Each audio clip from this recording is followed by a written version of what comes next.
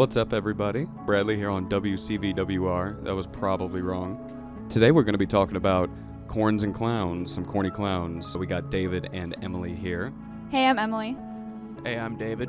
So today we're going to be talking a lot about clowns. We all remember the clown craziness that happened a couple years ago, and we were actually working at Haunt during all of that. A lot of people were getting arrested that had masks on, and it's very strange how now masks are completely acceptable. You could wear a clown, maybe wearing a clown mask in hindsight would be a little strange with all that that happened too recently, but we went from not being able to wear anything on our faces. Now we wear masks whenever we want. All the people getting arrested, it's very strange. Like, it's like you walk into a gas station, they call the police on you if you have makeup on your face. If you ever get arrested at a peaceful protest, Richmond Community Bail Fund is actually available for everyone to use as a community resource. You can donate to it if you do not need to use it yourself. It's mainly to benefit peaceful protesters, as well as other people that were arrested during the George Floyd protests. You can utilize this resource for a variety of things, not just for peaceful protesting, but anytime that somebody has been arrested and needs help because they do not have a safety net or family and friends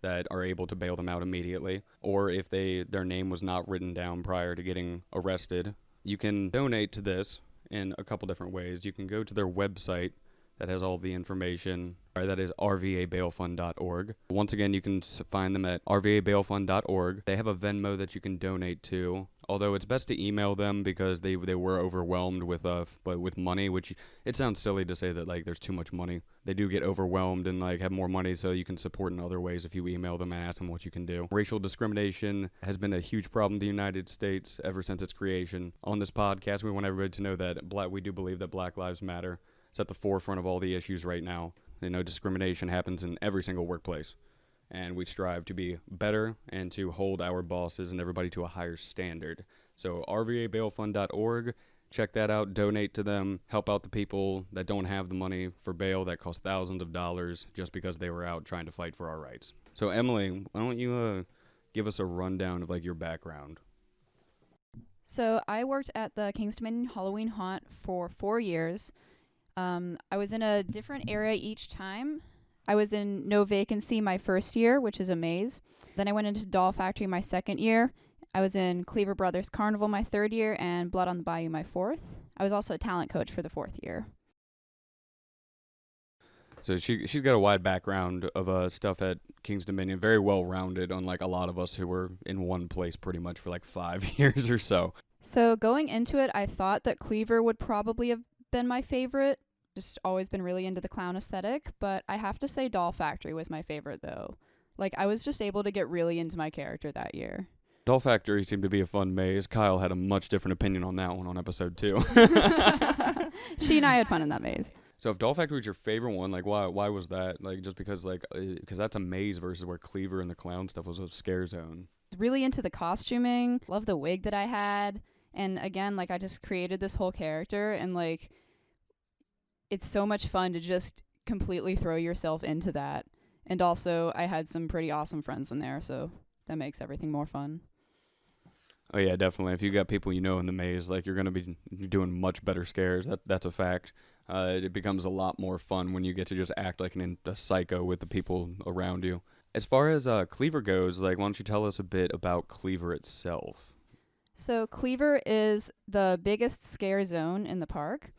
Basically, the whole aspect is you have your typical horror clowns. Cleaver basically just works off of that creepy carnival, scary clown trope that we've seen time and time again, and I think that that's something that really plays off people's fears really well. Yeah, I would say that Cleaver was one of the more interesting and long-winded scare zones when I would go through there either as a customer or just on dress down nights as a talent coach. It was very interesting because the different characters that came out was actually pretty amazing. You would expect it to be kind of one-dimensional because clowns, a lot of people dumb down clowns as an aesthetic, and they're it's you put on some white makeup, rosy red cheeks, and call it a day, and giggle and run around, and it's no, the Cleaver had everything. It was they had stilt walkers, which we have yet to talk about that. I hope we can get a stilt walker here on the show. That'd be fun. The vertical striped kind of vibe, and I know that there's got to be terms for this kind of stuff, especially in the community of people that do clown stuff. But Cleaver definitely had some of the strangest people that worked at Haunt, in my opinion. But everybody was strange that worked there and unique in their own ways. But Cleaver was hands down psycho. There were definitely some personalities there. I would say if you want to learn about the clown terminology, you can always ask Chris, because he did a lot of the clown stuff. That is true. He was one of the talent coordinators, right? Yeah. Or supervisors, like whatever that term is.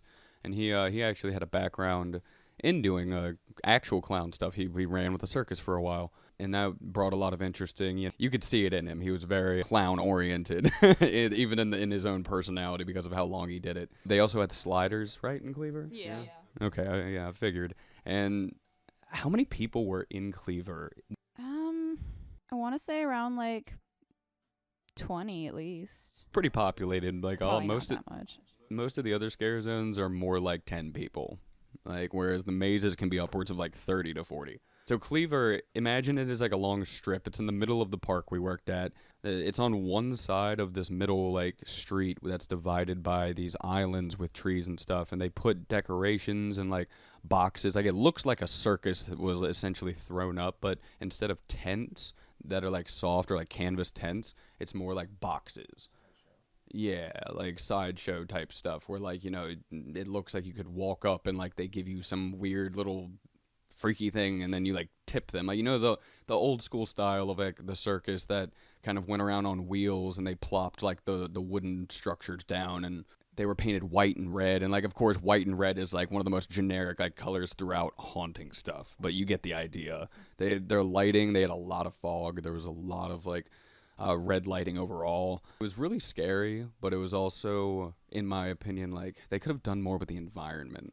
It's a very open area, but it's also like they didn't change much over the years, like at all. It was just the same, but everybody loved it each year. So with Cleaver's scare styles, it was a lot more weirdo stuff. So Emily, why don't you talk about like some of the scare tactics and scare styles that like you saw and as like a talent coach and as just like a scare? One of my favorite scares to do in Cleaver that I would also see a lot of people doing, there's this one part of the zone where it's just this big wall, like a framed wall. And we would go up to it and start just doing like weird contortions and stuff in front of this wall. And like a crowd of people would gather around and just to watch. And then other monsters would just come up behind them and just scare them while they're distracted. So why do you think like Cleaver did such a good job of freaking people out? Like what it boils down to, why are clowns scary? I want to know why. Like, what is the appeal, and like, how did you dive into that character? Well, aren't people scared of clowns because of like deep-rooted fear of like faces that don't look real? That would make sense from a psychology standpoint. Like, what do you think, David? I'm not exactly sure on the psychological aspect, but I definitely know and have met more people that say they're just straight up scared of clowns versus like spiders and other what I would consider the generic, claustrophobia, heights, spiders, or other like insects or critters. I've definitely met more people that say they're deathly afraid of clowns and hate clowns. There's got to be a reason for this phenomenon. Like I watched a couple documentaries. Like there's one on Hulu, I think, about what's his face, that clown that was famous that you could call and you could talk to him and he would be in character, and you could even like parents would hire him to scare their kids. Yeah, fuck that shit. Oh yeah, that was like, it's arguable about the abuse there. That was a little strange. Parents who took that shit too far, like that was awful. But I also think that it's very interesting that this guy made his like money and career as a scare actor, but on call. Like because his whole argument was just like, I scare kids professionally, which is a little weird, but at the end of the day, like you take your fucking infants to the mazes and scare zones of these parks and you think that's fine. It's a little bit different when, like, it's at your kid's bedroom window. A little bit more traumatic, I would agree. But as long as you make the kid understand that it's not real afterwards. I mean, when little Tommy doesn't turn his homework in for the 4th time, you've got to teach him a lesson. And what better way than to hire a clown to crawl in through his bedroom window and scare the bloody murder out of him? But what is this guy's name? Can somebody do a fact check real quick? Because, like, is Krusty the Clown? I think it's Krusty. I think that's what his... No, that's Simpsons. That's Simpsons. God. Which, speaking of clowns, like Krusty the Clown, I think is one of the creepiest clowns. Just straight up like deadbeat alcoholic clown. Yeah, but like that's the scariest like one of all, He was too real. I think like it's just seated in a combination of like psychological things where people don't like masks and sunglasses and things that like, distort what the human face looks like in general. So that plays a part. But I also think that a huge part of it is there's just some phenomena going on between parents and kids. It's either clowns are just a very common trope, and maybe, I don't know, maybe there's just some weird consistency about how kids are approached by clowns, or how like their parents introduce like the concept to them, because the whole idea of like somebody, like a full-grown adult most of the times, jumping around in this costume and like acting really freaky, like clowns are almost like breaking the fourth wall of reality. Kids don't understand it. Kids can understand like other characters, but it's not just clowns. Like big mascots and other people seem like they're cuddly and fun, but like the Easter Bunny and Santa Claus and all that. Like, I don't know, man. All these caricatures that past generations came up with now just freak children out for some reason. Like, they probably always did freak kids out. Scare acting has many dimensions, and that scared kids. That's a whole different aspect of it. You can do freelance individual work with this stuff, but you have to be very careful. That guy hides his identity through many layers because he gets death threats constantly. So when you're working in the scare industry, you have to understand that you're going to like be triggering some people, and they might, like threaten you and stuff. So if you do freelance work like him, like, be careful. Hide your identity, keep that stuff separate, be professional, because he takes calls too. Like, he has a cell phone that he gives out, and like people call, a lot of kids do, and they think like, and then he actually sometimes does pick up. Banter is usually him kind of being in character, and like, he doesn't say anything toxic or weird to the kids, which is very good. So he's very professional about it. I highly recommend going and watching that Hulu documentary. Yeah, practice YPT. Always protect the youth. YPT is the Boy Scout standard for youth protection training, and honestly, that should be a standard in all workplaces, especially scare acting, where we have 14-year-old kids at corporate workplaces. They just give you the basic sexual harassment rundown that nobody really takes seriously, unfortunately. The amount of people in Cleaver made it really hard to handle, I would imagine. Yeah, so the year that I was in Cleaver, I was a junior talent coach, so I was being taught how to like be in charge of people. I gotta say, it was not easy like keeping track of that many people. Like, I would have to go around several times, talk to people multiple times, and be like, did I talk to you already? No, I didn't. I remember in our talent coach meetings that when Cleaver would get brought up, it was like, grouping up and clustering was a big issue. Yeah. So with the terminology, it's essentially grouping up and clustering, pretty self-explanatory. The scare actors are all in one blob, kind of like moving back and forth across the scare zone, as opposed to being in different groups and spreading out and utilizing the area to like get more blind spots and angles. A lot of people in that zone are also like really close friends, which is great because they work together better, but it's also not great to an extent because they're always just staying in those little groups and never spreading out. In Cleaver's defense, in almost every actual scare zone, there is a reason they tend to clump up, maybe not in giant groups, but small little groups is good for numbers. Because you say you have 2 or 3 people, one person is distraction, and then the other people will go out and actually do the scaring. With the small groups, you'll have like 3 or 4 people. One person can do like a dreadnought or a weirdo. They'll distract the guest, and then the other people in that group can actually come up behind them and scare them. Small number groups actually work somewhat beneficial sometimes, but I definitely understand not wanting to have giant groups of monsters just roaming around the zone. But that's one thing I noticed a lot in the scare zones was small groups are beneficial. Yeah, it helps a lot with the tag teaming to just be able to bounce off each other that way, and it's also a safety thing too. It's like when there's 200 people walking through your zone, and like and there's been assaults that have been happening, you just have to group up a little bit. But it's also good to like have escape areas for that too if you're doing individual scaring, because in the chaos of it, there's a lot of fluidity with the groups in Cleaver too. You or other talent coaches that worked there would have to like assign them sections of the zone. Like, they literally were not allowed to just free roam anymore. They had to they split it up into thirds, right? Yeah.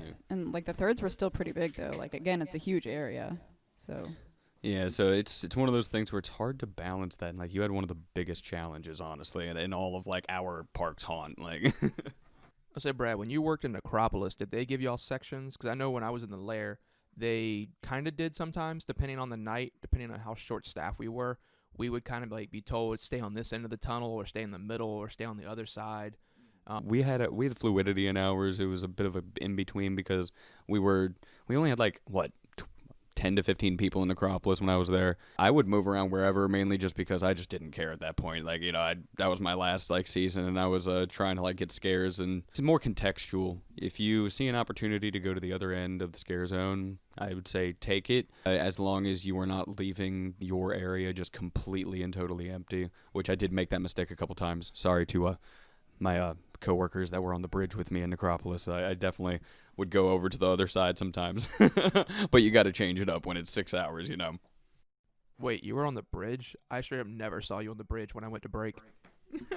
No, I was there. You know, it's just I was moving around all the time. My favorite, I guess, dynamic of Cleaver is the chaos of it. It's not like other scare zones and mazes. Well, it's more similar to Zombie High, I guess, but with like less violence and more silly weirdo-ness. Just the intensity level every time I walked through there was like they're in your face all the time, skipping around you, trying to pull your attention, and like the clown giggles, and like the one thing that I hated that they did though all the time was clap their hands all the time. It became a tick for everybody in Cleaver. Like, I know, Brad, you were there 2 or 3 years before I started, and Emily, I think you were there a couple years before I started, even in Cornstalkers. I know behind the scenes when I first started, Cleaver Brothers had a different aesthetic. It was almost, for lack of a better term, a freak show aesthetic. You had the bearded woman, you had the werewolf guy. I remember this one dude had his makeup prosthetics had basically little clothespins just all over his face.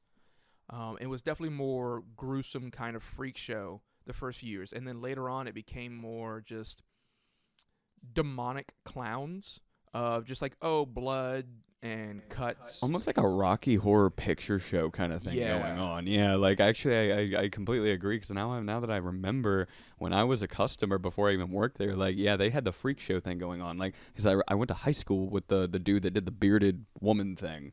And there was, but I think that they started getting rid of the freak show stuff because it became less politically correct. Making it more family friendly, bringing it from PG-13 down to G because they wanted to compete with Busch Gardens again. Yeah, pretty much. This is going to be a common theme that we come back to. It's just, and it sucks because it was a lot of fun to like see like the wacky characters, but what King's Dominion usually did a very good job of getting people that actually could do the things or represented said group to be in those roles. But they would hire actual people with dwarfism to come into the park and play that part in the freak show area. They would also play other roles in different... So you're going to see a lot of recurring themes. I know when we had Maze of Madness, there was a couple contortionists in there, and like you said, anybody that had a special ability, they knew where you were going to be put when you did your audition. If you were a contortionist, or if you had some other ability, or a really good screamer, or something that was very pinpoint on the nose, they knew exactly where they wanted you. We can kind of segue into some of the stuff we talked about last time with the zones, about how they can tend to be a little more violent. I definitely remember hearing some stuff about Cleaver Brothers having a few outbreaks of some mass violence. Yeah, so that was an interesting night for everybody. This was actually the opening night that this happened. Just going about my business in the zone, scaring people. One of my coworkers comes up to me and he's like, "Emily, go to the break area now." And I'm just like, "Why?" And he's like, "Just go to the break area." I was like, "Okay." So I head back there. And everybody in my zone is just like sitting in the break area, which is not a big area, by the way. And we're all just like, what happened? And apparently a guest had stabbed another guest in our zone with a plastic knife, of all things. All the park security just booked it down there. And it was an interesting first night, to say the least. That still feels a little tame compared to the couple nights where there was just like a giant brawl. I know we touched on that in like a previous episode, but... those brawls, like, Emily, were you working there, like, when those brawls kicked off, or? When was that? It was definitely your last year. I remember one, when you were in Necropolis, Brad. I forget where it was, but I definitely remember hearing about a giant fight, and I saw the security just booking it. They had to turn the floodlights on. They have, like, these giant lights in the middle of the park, and I think it's for emergencies and to let everybody know, like, hey, something's off. I did not witness it. I was around the corner in Necropolis. Or if it wasn't my last year in Necropolis that this happened, I was in Zombie, so still far away. We started hearing weird calls, and like our supervisors just started like, disappearing, acting weird. And apparently people at Cleaver, what they said was a couple people started to fight, and then things escalated. There was just large groups, and like if anybody's ever been in these situations, you know how like crowds of people just sort of like have a mind of their own, and there's really no like making sense of it. And essentially 100 people started like fighting each other because it just snowballed. Security all ran down there, and they didn't close the park. They came pretty close to doing that because of how out of hand it was. I don't know if any arrests were made, but they actually have like police like on site at most theme parks to like do that if things get crazy. By the way, a lot of our safety measures for anything were very their response time was not that great. So if people are arrested for fighting at King's Dominion, could they have used Richmond bail fund for that? Well, in theory, if you were arrested for brawling at any theme park, brutalized by the security officers or the police, or you feel like you were wrongfully arrested and do not have the funds, you could go to rvabailfund.org. Email them or contact them about getting some funds to get you out of jail. They mainly serve as a community savings account, essentially, that you can donate to. You can go on their website, rvabailfund.org. You can donate, or you can, contribute, do awareness, whatever works for you. Anything helps. We want to get people, safe away from the prison system, because it is not a fun place to be. If you have never been there, probably ask somebody about how awful the conditions are. Donate, help those people out. A lot of the people that are jailed right now and are in need of it do not deserve to be in jail. But let's talk about the year that we were at Haunt when the clowns were like a problem. Dude, this was so crazy. 4 years ago, the clowns were essentially going crazy. That people were like seeing clowns everywhere. People were dressing up, running around, scaring people. Emily, you want to talk like about what happened there, like our year? Like, yeah, so I remember it used to be that after we get out of our costume, we can just leave. But because this whole killer clown thing was happening, they implemented a new rule where you had to take off at least half of your makeup before you were allowed to leave the park.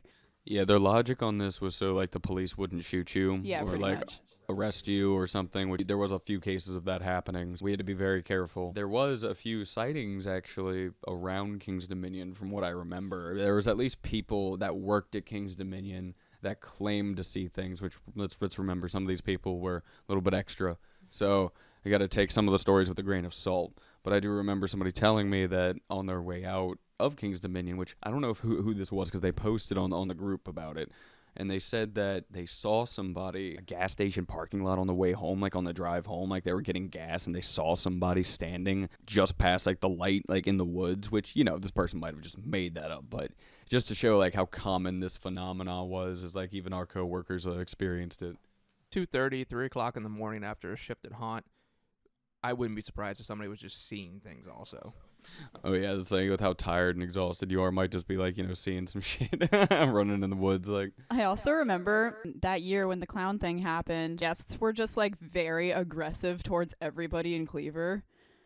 Yeah, everybody, humans are very shallow and annoying with how they do things, especially young people, and like they just project any societal issue onto the thing that looks like it. So Cleaver got abused a little bit more that year. They definitely had to have security down there and make sure like things were fine. They also watered it down a little bit because I think they were aware that people were freaked out. But it's like, to me, it seems a little bit stupid to like be scared by this clown phenomena. We live in America, like go buy a gun or something. Like these clowns are running around with bats and stuff. Just it seemed like a very like specific issue that went nationwide, I kind of miss leaving work with a face full of makeup, mainly for the reason I could go to the 7-Eleven across the street from the park and just walk in. Of course, by the time they were used to it, they knew us. Just interacting with the public as I'm going home, that like for a couple of minutes with a face full of makeup, they just kind of look at you and they just don't understand. But after that, they basically told us you to make a line straight down the middle of your face, like down the bridge of your nose, and go all the way either to your left or your right ear. It had to be completely just clean. I just want to say, one time I went to Wawa after Haunt and still had some of my makeup on and got told I was a Satanist by like some evangelical Christian dude who was just like hiding in a corner. That's weird. I've had some strange experiences like that too, where like I pulled over once on the way home from Haunt. This is one of my first years and I wasn't driving. I just looked up and like we were pulled over and I was like, all right. The police officer like walks up to the window and like shines like the light in and he's just like, what the hell? Like, you could hear him say it under his breath. He was like, what? Because like we had blood all over our faces, dude. And like, I'm telling you, like we could have gotten shot that night. No, officer, we did not commit a murder 2 minutes ago with all this blood on us. We had explained to them that we were coming from the park and the park is in the area, so the officer knew what we were talking about, so we thankfully got away. I just know that like that interaction could have gone like so much differently. Like we could have gotten like strip searched and everything, because like if I rolled up on like a car full of people who just looked like that they just buried a body, I would be kind of suspicious. The aesthetic of corn in horror, right, it's the Midwest, right? The country is covered in giant swaths of corn, and if you've ever driven through the Midwest, I think you understand like it. And that movie Children of the Corn, I think, really solidified this specific aesthetic. Sorry, I think slavery started that first. Actually, slavery definitely solidified like the creepy Midwestern Southern plantation aesthetic. But I digress. So I definitely heard every year I was working at the park that one of the scariest mazes, just on their own, not because of the people who work there, but just because of the aesthetic of the maze. A lot of even the supervisors, they would say that Cornstalker's maze would get them on edge more, and just because of the aesthetic of it. And I would say also I heard a lot with the zones of Cleaver, because you find more people that were just naturally afraid of clowns more than anything else. So I think of those two, Cleaver was your more just aesthetic-wise scary zone, and same with Corn was your more aesthetic-wise scary maze. Like I said previously, that was an actual maze that had dead ends, and that was the only one that wasn't like a walk-through in a house. It was outdoors. They would take these bundles of corn, handfuls of actual like corn stalks with ears of corn still on them, and zip tie them to this burlap fabric that was strung up over a kind of like pipe grid. And then on the audio system, they would have plain just animal noises. So you would hear crows, wind noise, a horse, kind of horse and cow sounds, and pigs. So just very like you're in the middle of a cornfield on an active farm at night, and this is what you're hearing. So as you're walking through, even if you're not near an actor or a monster doing a scare, you're hearing that. You're hearing the sounds throughout the whole maze of other people screaming. That was one thing I really liked to do, was you could actually see through the walls halfway through the season, because guests or other people would start to tear the walls up.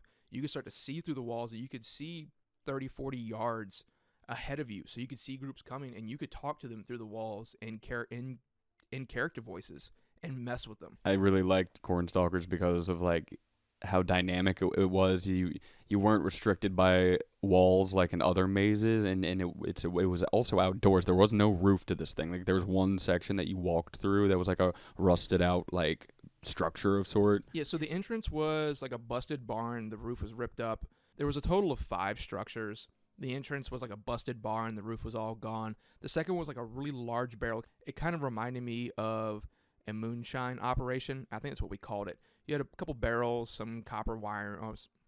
That was definitely a moonshine shed. That's definitely what that was. Yeah. The second place was where actually I was put my second season at Cornstalkers. We call it the Snake House. It was one of the first houses you get to, and they just had snake and bits of rope hanging from the ceiling. It was disgusting, but it was a really cool place to be. So my second season, I was in the third structure, what we called the Snake House. It just had bits of rope and strand and fake snakes hanging from the ceiling and just placed all over the entire little house. And it was, you take 5 steps, you're out of it. And then the fourth and fifth structure, which were near the end of the maze, were very similar, just a little bit smaller. Other than that, you pretty much were just in a hallway with corn all the way around you. And that's what the guests saw, that's what you saw. And you had to be kind of on your feet, real quick-witted to come up with stuff, especially depending on what costume you had. There were some people that just had mops, is what we called them. They were like a ghillie, think of like a really cheap ghillie suit that was just made of like tan material. They unfortunately had the short end of the stick, where they didn't really have a lot to go with. Of course, if they were quick on their feet, and some people were, they were really good. But they weren't, somebody dressed up like a townsfolk. They weren't a scarecrow. They really just had nothing to work with, unfortunately. Yeah, so like how many scarecrows did y'all have? We generally had about 3. I was one of them. There was another gentleman who does some dirt track racing. He was really big with Cornstalkers, and then he moved on to some other areas. He was really good. I actually took a lot of what I learned my first few seasons from him and RTC. And then there was always another scarecrow just kind of somewhere else around. But that's not including the bungees. The bungees had scarecrow costumes on. Oh, we haven't talked about bungee. So, like, for context, if you don't know what a bungee is, so like there's somebody that has a waist, like there's a harness essentially, right? And they're A climbing harness. Yeah, it's a climbing harness attached to bungees that they're up on a platform, and what they do is they jump down. They're usually positioned around a corner, so they come out of nowhere, and it seems like they drop down from the ceiling and bounce back, but they're just basically jumping out on the bungee, coming at guests, and then bouncing back up onto their like stage. It's like a 5-foot bungee jump, except you kind of do touch the ground a little bit. Oh yeah, if you're not careful and like if you don't have the training and like some of the experience, like you can definitely like hurt yourself. Oh no, they were actually very serious about that. I remember during 101, they were like, "Oh, who wants to be a bungee?" That kind of stuff, and they would go through the training. They had size restrictions. You couldn't be above a certain weight. It was just like sliders of, you had to pass through these safety tests of, can you do this? Can you not hurt a guest when you do this? Yeah, because you're also like in costume while also bungee jumping in the dark towards guests. So you're set up to be a little, for definitely a lawsuit if something bad goes down. But Keon was a bungee. You need to get him on here. He can tell you some stuff about that.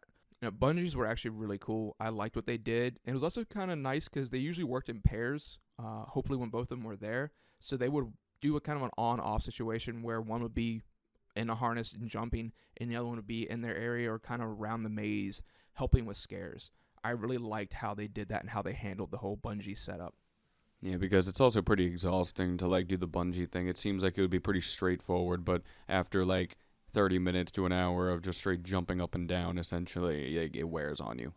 So I know Cornstalkers had a bungee, and the only other maze at that time that had a bungee was It was Club Blood. Yeah, that was a fan favorite. yeah. Rest in peace, Club Blood. So the mazes that had bungees were Cornstalkers and Club Blood. After the first 3 years of Cornstalkers, I don't remember if anybody else had a bungee when they closed Club Blood. I don't remember if Bayou did or not, but I know Cornstalkers still does. Yeah, it's like Cornstalkers and like the corn maze aesthetic. I don't know why, but I think it was just the fact that there was no ceiling and that it genuinely felt like all you saw was the night sky, and you genuinely felt like you were in a cornfield. It was, if you've ever actually been out in a cornfield, it's actually extremely easy to get lost in them. And I'm not talking about the ones here on the East Coast in Virginia. We have cornfields, but like you just walk a little bit and like you'll be fine. I'm talking like the Midwest, where if you get lost a few hundred yards in, you might be walking 100 miles in one direction. Like you don't actually like have a gauge on, like, it's basically like being stranded out in the ocean. So Brad, put yourself in this kind of context. You're walking through Cornstalkers, you're coming down a hallway, you see nothing. I mean, absolutely nothing. On the other side of the wall, you just hear, "Mommy? Mommy? I don't know where I am. Mom! I'm lost!" I love doing that to customers if I could see them through the other side of the wall. And when I had no like guest around me, and you could trigger the moms. You could tell immediately like who was the parent. That is evil. That is absolutely evil. You would see them go fight or flight, and they would just start looking around like. I actually had a few customers start responding to me. They thought it was an actual kid telling me, "Stay right there. Stay right there. We'll come and get you. We'll find your mom for you." It was messed up. It was amazing. Sometimes I actually was laughing as they came by me because I just couldn't control it when I would see them. Like they would run by looking for a child, and you just let them go on their merry way. Like yeah, they would run by me, see me in masks, see me in costumes. Like, "Have you seen this little kid? We heard this little kid." I was like, "Yeah, he went that way," and just send them down one of the dead ends. If you really played that children card, though, like you could really like you knew who the parents were, and it's kind of funny like how some of these customers were just so gullible, and it's like they pay money to go into the scary place, and then they fall for that, Which at King's Dominion, it really is not a far-fetched idea for a kid to get separated. I would say though, probably definitely halfway through the season, there would be arm-size holes in these walls. Guests would just start ripping the corn stalks and corn from the walls and start just reaching their hands, especially where the line, the queue for the maze went along one of the exterior walls. They're just standing there, 10, 15 minutes. They would start punching holes through the wall and actually reaching out and grabbing guests as they went through the inside, or grabbing employees or monsters. And that was really annoying. So it was nothing by the last season. You would have entire 5-foot section of wall just with no corn. Just gone. Ripped down. Missing. Guests love to do that. They like to just destroy small things because they think they're clever. I feel like it's because they think they're on. It's kind of like being on a train and wanting to reach out and pluck a bush leaf that goes by or something. That's their logic. And then we get blamed for it. Yep, we get in trouble. I got in trouble, like, for guests ripping things down, or like, my monsters ripping things down. It's like, don't destroy the mazes, please. We get blamed for it. Oh, and then the tech people blame us for it, and then they don't do their jobs and just fix it or make the maze like usable or not breakable. It's kind of crazy how tech got to basically sit on their asses and do nothing and yell at us. So my supervisor for the 3 years I was in Cornstalkers, bless her heart, her name rhymes with yam. Bless her heart, the stuff she had to deal with. But there's one thing I will never miss is having to, quote unquote, sweep up as we left every night, which was just pick the trash up, which was normal for every maze and zone. But then kicking the bits of corn that have fallen down on the asphalt around you throughout the night. So you do end up breaking some of it down as you're like sliding across the wall with your back and moving around, and as guests come down and wave their arms and stuff. So bits of the cornstalk do break off, the long leaves and stuff like that will start to get on the ground, and kind of does create a slip hazard a little bit when it's wet. But I do not miss that, having to just pick up handfuls of busted corn stalks. And we would just carry them to a dead end and just throw them in the dead ends. I believe it was my second season. We actually had enough piled up in one dead end where one of my coworkers, she was probably 4 foot nothing. Awesome coworker. She was really good at what she did. She always had this giant pumpkin mask on. She could actually hide in it, and she would. Part of our scares was she would get down in the corn stalks and just kind of hide amongst it, and all you would see was just her mask sitting on top. And guests would just look at it thinking somebody left a mask, or it was a fake pumpkin made up to look like a human head. And then she would jump out and run at them. And that was some of the best stuff to ever watch. I remember going through Cornstalkers one time on a dress down night, and David recognized me. And I had the other episode, very similar situation where he grabs me out of the group and literally dragged me down one of the dead ends that had also a blind corner. He threw me around the corner and was like, it was half pretending, half real. I was just sort of getting jumped, in this corn by this corn person. Which your costume I could never keep track of. What was even your costume? It was a scarecrow. It was like a gray shirt that had straw coming out of the sleeves on the end. I had some slashes across that they tied up with red yarn, and then just brown polyester pants. And then it was like a scarecrow mask with a hat and a bird on it. So another fun thing about the maze is that they had animals outside by the line. Yeah, we had these little tiny little pigs that somebody donated. It was from an actual farm in their area, and we would feed them. When we could go in when the park was open, or even when the park wasn't open, we'd get there a little bit before our, not really makeup time, but we would get there before our time to check in and get in costume and get ready. And sometimes if you get there an hour, you'd go out, you'd go through the maze, pick up a couple ears of corn, and walk out to where the pigs were right in front of the maze entrance, and you just throw the ears of corn to the pigs and let them eat it. They started out really small at the beginning of the season, and they got real big by the end. Oh yeah, they got huge, and everybody always loved the pigs and stuff. They always got treated pretty well. The guests would sometimes try to screw with them, but they had people around to make sure it wouldn't happen. I will say though, I don't believe these pigs were the kind that go to slaughter. These were pigs that were just for a farm, not to a petting zoo, but they were just. They're basically pet pigs. They were I can't remember what it's called, but they were the pigs that a lot of people use as house pets. So people will use these pet pigs to do their gardening. These pigs are really good at dredging up soil. Which is really strange. As long as you basically just put stuff in the soil and they try to eat it, and they just use their nose and burrow. The corn stuff is a very aesthetic overall as far as the haunt industry. I don't know. David? Where do you think the fear comes from? Where's the fear factor with corn? You can see yourself in it. That's what it is. I think the same thing with the clowns. I don't know too many people, especially maybe in the Virginia area, that just don't know where a cornfield is. At least once a week, they drive by a field. And at least once a year, that farmer's growing corn in it. So they're seeing a cornfield, in their daily life. And same thing with clowns. You see clowns since you're young. So if you're scared of them, you know it pretty quick. And then throughout your daily life, you're coming across cornfields, at least in the Central Virginia area. Maybe if you're from Nova and you've never left Nova, probably not. Or from a larger metropolis area, but at least in RVA area, you're gonna see a cornfield. It's on a personal connection of like it's your backyard, where it's like the unfamiliar familiar, where it's like this is a man-made environment that we have no clue like what goes on in it, and also not to mention all of the true crime stuff that revolves around cornfields. Like it's crazy. It's a good place to hide a body temporarily, I would suppose. Yeah, like it's but how though? It's like because you always hear about bodies getting found in cornfields, and like you always and recently here in Richmond, there was a girl that which this is a whole thing. This girl left her shift at Bottoms Up Pizza at midnight.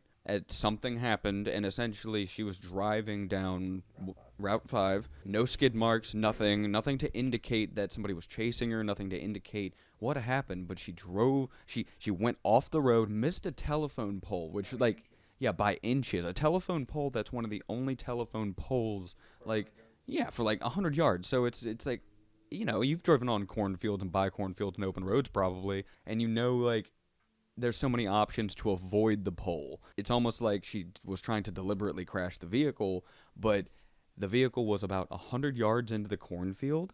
100 feet, but they found her body about 20 yards from the car, right? Anybody listening to this can tell that this story is already kind of strange, because they found her 2 days later.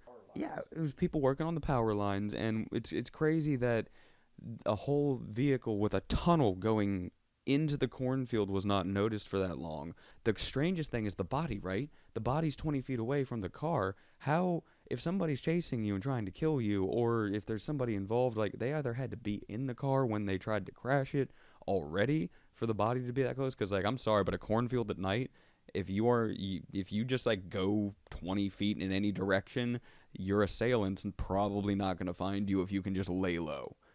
Because it's pitch black out there. There is no lights. And finding anybody or anything, and what are you going to blindly fire and drop all that brass? No. The point being is that this case does not match up in any way, shape, or form. And it's corn, and it's creepy, and it's, rural Virginia stuff, I think a really good way to explain this to you, Brad, about the scare factor of the corn, one of the horror movies we most recently watched, it was a very quiet movie. They couldn't make any sound. I don't want to name drop the movies again, but you know which one I'm talking about. There's the scene where one of the children's being chased by one of the creatures through the cornfield, and as they're going between the rows, you can't see anything. So I think that's also one of the aspects of you can get lost in one of those pretty easily, and you can't find your way out. You're out in the open, but you can't see over top the stalks. You can't see through them, so you're just blindly following a path. And you're coming across really scary things. See, my plan was always, if I ever got lost in a cornfield, to just break down corn and create a platform to stand on and get my bearings. But you'd be able to have to take down a lot of corn to do that. I would never want to be caught in that situation, because I have family out in the Midwest, and they had cornfields that led into acres and acres, and the kids were not allowed to go past a certain area. It was a marker was a tree line. If you are getting far away from that tree line, they would yell at us to come back, And our parents actually would not be able to find us. We would mess with them and go into the cornfield, and they wouldn't be able to find us. We would stand in the stalk lines and hold corn over our head and pretend we were corn. Children of the Corn, and that movie is very defining, I think, as far as people say, because it's a bunch of children that just murder the entire town. The corn aspect, which A Quiet Place actually has cornfields in it too, right? Yeah. So they actually. Well, that's what I was talking about. I didn't know. If I didn't realize you were talking about A Quiet Place, because they utilized the corn thing really well. That was creepy when they were crawling through there, and they had the big monster just hunting them down. I couldn't handle that one. Yeah, that's the part I was talking about. Was you could hear the monster 3-4 rows over, you just couldn't see it until boop, right there. Mm-hmm. Which I think it's almost strange how the cornfield was almost a commentary on the corn. So the monster was there, right? The cornfield almost didn't matter. It was one of those things where they were almost commentating on the theme of corn in scary movies. One plot hole that I noticed, though, was as they're running through the corn, they're making a lot of noise as they're hitting those stalks, as they're brushing by the corn. If these monsters are attracted to sound, why couldn't they locate them because of that? Yeah, I thought the logic with it was that there was a bunch of noise already. So it was like drowning. They, the waterfall scene and all that where they were talking about it. Yeah, like, I got you. Which, if they had one of those monsters and corn stalkers, like, imagine if they had, like, a Gorus, like, with our haunt group, like, in, like... It wouldn't fit. You could not walk two people side by side. That was the one downside of corn stalkers, was if you were in a hallway that didn't have a little cubby hole, for lack of a better term, or didn't have a couple really good 90-degree angles, when guests went by you, they would brush against you. Yeah, two people could not walk shoulder to shoulder down one of those hallways. They were very tight. And I think that was another reason, was it gave a little people some claustrophobia of, as you're walking through, you kind of put your elbows out, you're touching the walls. Yeah, what I think is... So, Cornstalkers is an artificial corn maze where it's sort of a maze, but it's not actually a cornfield, right? Yeah, but it uses real corn. Yeah. And it has some dead ends. So it's like it gives the effect for a theme park, but let's talk about the real deal. Let's talk about Red Vein. Like, I know Emily, we've all been to Red Vein, right? So Red Vein, they are based out. They're kind of like a mom and pop thing. I think the place called Red Vein, and you pay like for a ticket to get in, but it's not like King's Dominion or other theme parks where you bounce around, ride rides. So yeah, it's called Red Vein Haunted House, and it's on Hanover Vegetable Farm. These scare actors only get paid like a lump sum every night. It's not hourly, and they're located on 13580 Ashland Road, Ashland, VA. If you ever want to check it out and are in the area, they're amazing. They add on to their setup every single year. So you wait in the queue, you take a little hayride over to another queue, and you go in, and they change it up every year. The beginning is usually almost always a cornfield that you walk through, and they have actors in the corn. Like, it's like they're actually hiding in it, and like they have all the areas. And a couple years ago, I don't remember exactly the entrance, but I do know, at least in the middle, we were definitely in a field, because we transitioned we went from the woods to some sort of enclosed environment. I don't know if it was a trailer or an actual like house. And then we come out of that, and we are in a field. And I remember seeing like soybean stalks as we're walking down. Would like have people that were in the corn that had this bowl of like blood, and they would walk up to your group as you came in, and they would mark your forehead with like an upside down cross and like say some creepy stuff. You were part of like the chosen, or like there was a theme going on. And Red Vein, which like I don't want to like spoil everything like here in this episode about Red Vein, because I actually want to talk about Red Vein as like a whole thing at some point. Just take your ass to Red Vein. Just go there, because it's a continuous maze that takes like 30 minutes to 45 minutes to get through. And the people who run it are actually good people. They do their best to accommodate their monsters, and they don't like treat them like garbage. They prioritize them heavily. We fully support them. Go check them out. And I think this year, I don't know if with Corona what's happening, but I would say go on their website, because they do have a website, and check it out. Cleaver Brothers, what? Cleaver Brothers Carnival. Okay, what is Carnival? What am I thinking of? Yeah. It used to be called Carnival? Okay, so I'm not crazy. Okay. So whenever I'm creating a character for Haunt, I like to just see what kind of costume they put me in, and then I build my character around that. So when I was in Cleaver, they had me in this top that was like orange with like black frills on it, big pants with like rings at the bottom so they like poofed out, jacket with swirls on it. And it was like a really like kind of antique clown kind of vibe. But the makeup choice was interesting though, because I had a half-face prosthetic. I kind of looked like a zombie clown, and I thought that was interesting. I was the only There was a zombie lot of y'all clown. that looked like that in the last couple years, which I was like, I don't know. I think they were actually repurposing some prosthetics from Zombie High onto y'all.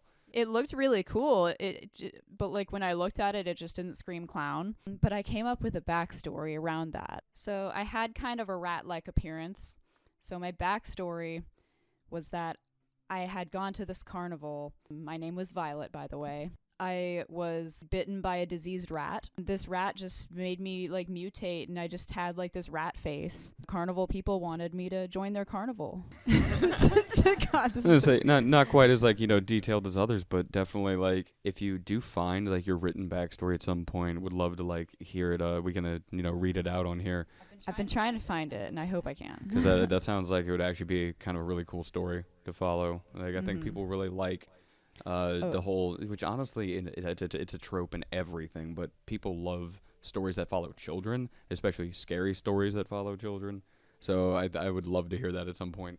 By the way, my name was Violet Von Vermin. Violet Von Vermin. That's great. Say did you have a prop at any point? I thought you like carried a hammer or something.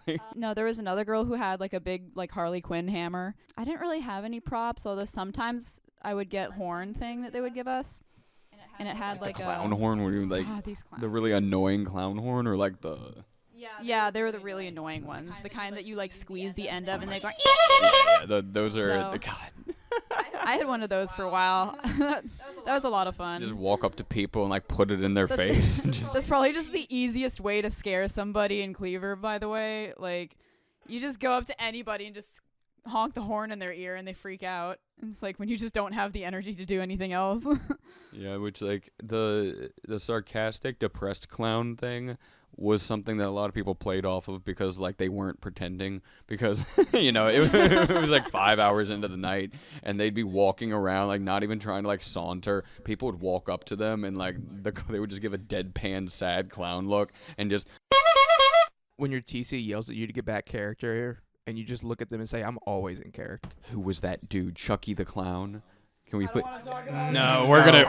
No. Well, we're gonna talk about Chucky the Clown. No, we're talking. we are not. Well, we So, are. before- He's got a before we- YouTube channel. This is his own fault. Okay, go on YouTube after watching this video. Look up Chucky the Clown. Typing King's Dominion or Virginia, something to narrow it down a bit, and you'll see this dude that. He was so strange. He walked through the door and like he would put on this Chucky the Clown persona, and like he has a YouTube channel where it came from, where it's just videos of him in his clown costume doing Vlogging. dishes. Like yeah, but not just vlogging. It was just like Chucky the Clown does dishes. And it's literally him putting dishes from the sink into the fucking like dishwasher, like and He would also tour some of the mazes and scare zones when the park was closed, before it would open on some of the days. I've seen some of that. I've also seen him just like walking around with his camcorder on a stick. And they would let him do it like behind the scenes, like because he would have like a big, really long selfie stick that had the Very GoPro long. at the end of it, and it's already a wide angle, bud. Like it doesn't need to be that far away from you. He would just walk around, just like putting other people in the vlog, which people played along. Like I thought he didn't really hurt anybody. He was kind of rude at times because he was strange. His whole character as Chucky the Clown was like just an asshole. Like he was like kind of like an asshole clown that was not like, but he was the asshole clown that was almost like childish.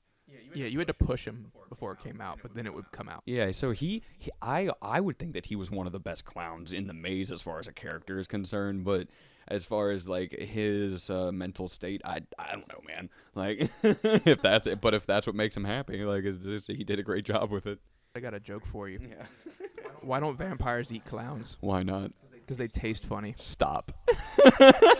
I'm keeping that in here, but Jesus Christ. Oh no! Anytime somebody from Cleaver Brothers would come near the lair, we would say that. I love it. So Emily, did you have any encounters with Chucky the Clown? Like, was he under you like when you were doing the TCing? Yeah. So, he actually wasn't there a lot of the season that I was there.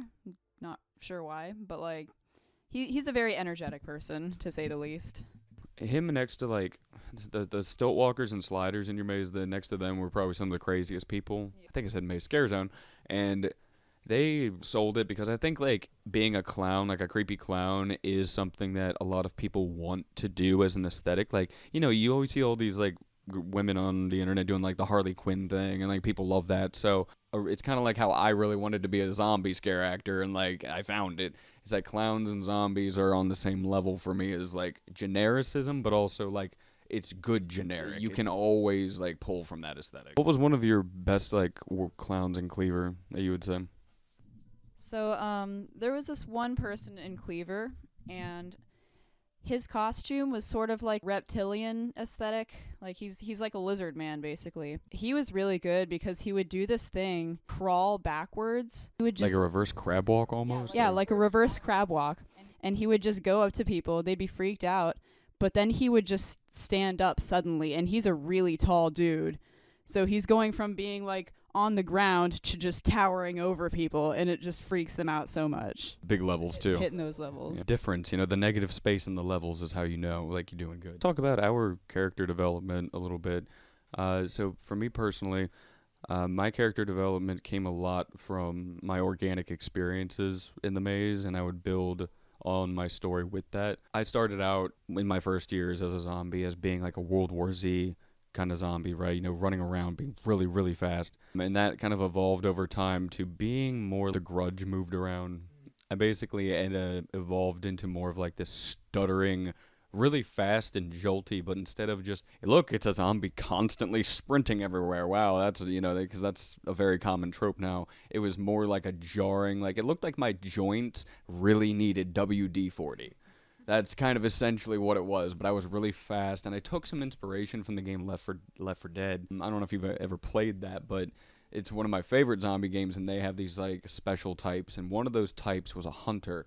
And it was essentially just a zombie that was genetically mutated to be more of a night crawler, more of like it hid in the shadows, and when you knew it was attacking you, it was on top of you, ripping at your face, and like you would hear a scream, and then you're on the ground and it's on top of you. So I was trying to hit on that aesthetic of like, I come from nowhere, but when I'm there, I'm like doing extreme high intensity, incorporating the screamer stuff too.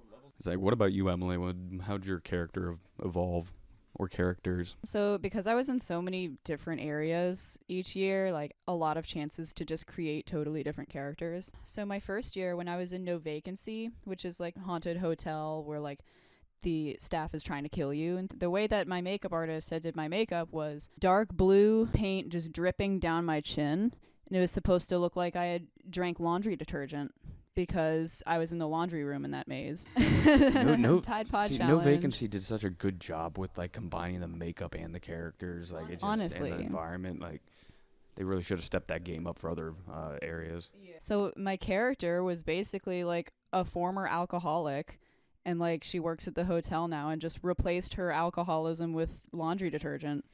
So you were ahead of the game with the Tide Pod. Yeah, I actually invented the Tide Pod challenge. Just so you know. Good sorry. Kids these days. They're TikToks and Tide TikToks. My second year of haunt in the doll factory. That's the character that I got the most into, like I was talking about before. There's a story in this maze where this inventor is trying to like create the perfect doll, and that's going to be like his wife. And then everybody else in the maze is like the failed dolls.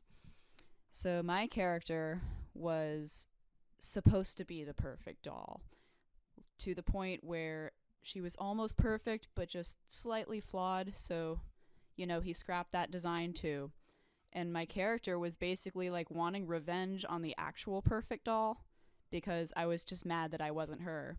And I thought that this was a lot of fun to play off, because I could interact with the perfect doll in that maze in a way that like went along with my story. Who was the perfect doll? It changed every year. It was a friend of mine that year. Okay, it was just because I guess the makeup was specific. Yeah, it's like all the other dolls. Like most of the dolls are like broken or like damaged in some form, but she's just like a perfect doll. Like, or did they make her look like ghostly?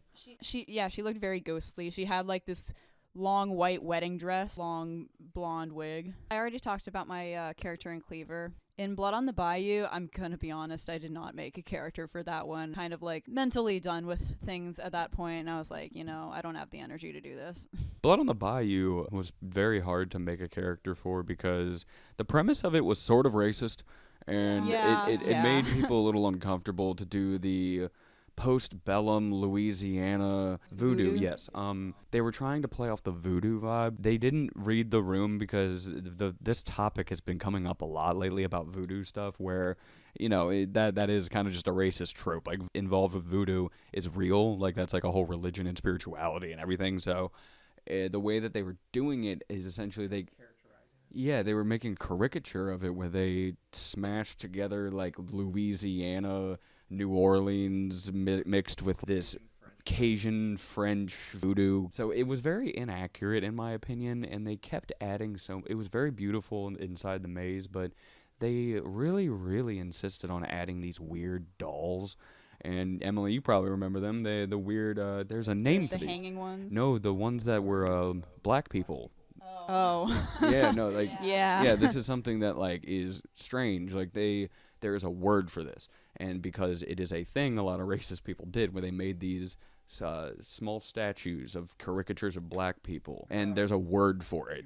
Yeah, it was almost like garden gnomes, but black people. It was so fucked up, dude, and like they had those in there. It's one of those things where hopefully King's Dominion figures it out. What I found really interesting was just how offended people got over like Maze of Madness being Right, like like they would get mad. They got mad over that to the point where somebody in California like sued like Cedar Fairs about it because they used the name Maze of Madness because madness is associated with mental disorder and is like a term that can be harmful to people with mental disorders and that are in the system, which completely understandable. But the fact that they took away Maze of Madness out of everything because, mental illness is serious, but my family and I struggle with mental illness, and I'm not offended by the term Maze of Madness, but I am definitely offended, even as a white person, to see these racist dolls sitting in blood on the bayou, so it doesn't make any sense. It just blows my mind how people are offended over that, but not blood on the bayou. Yeah.